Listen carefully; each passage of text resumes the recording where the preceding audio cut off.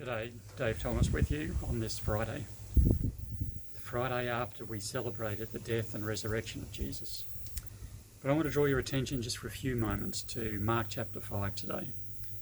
And it's a powerful story of Jesus interacting with lots of people, but a couple in particular. And many of you will be familiar with these stories. We have Jairus coming to Jesus, pleading with him to come and attend to his dying daughter. And Jesus agrees to do that.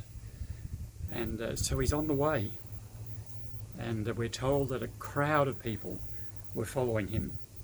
And among that crowd was a woman who'd been hemorrhaging for 12 years.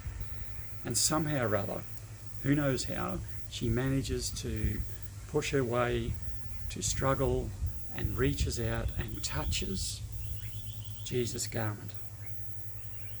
And Jesus stops. And in verse 30 of Mark chapter 5, we read these words.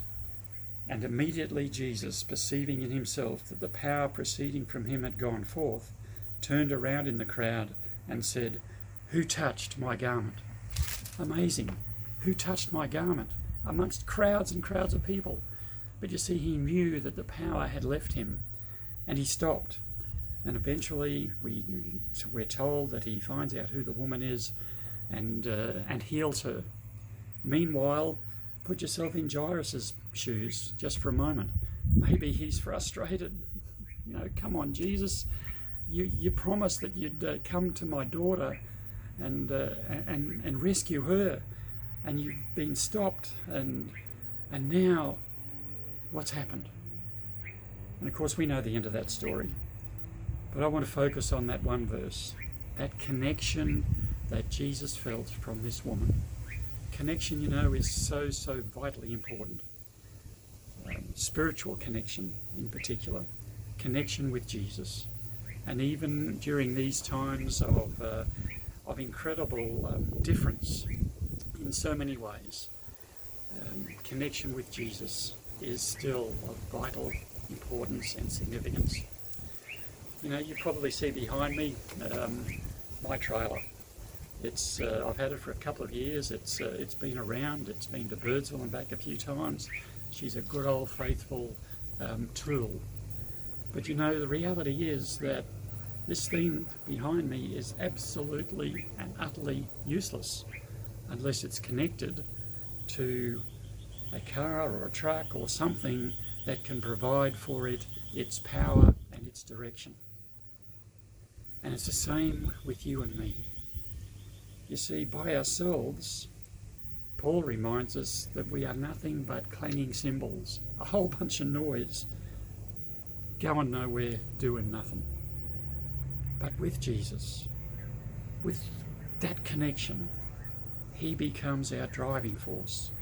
It's like if we're connected with him, he leads us, he guides us, he takes us through the narrow gate, he brings us into his kingdom, and we're told that once in, we are in for eternity. Connection. How's your connection on this Friday? So often we can fall into the trap of losing the significance of Easter. I hope and pray that that's not you on this Friday. Easter is not a once-in-a-lifetime experience, nor should it be a once-in-a-year experience. The resurrection power that comes in Jesus is with us all the time, in every situation. But we need to connect. We need to reach out and touch him.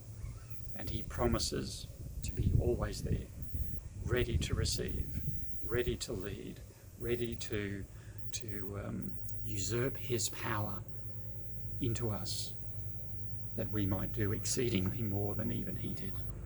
Are you connected? I hope and pray so. God bless you.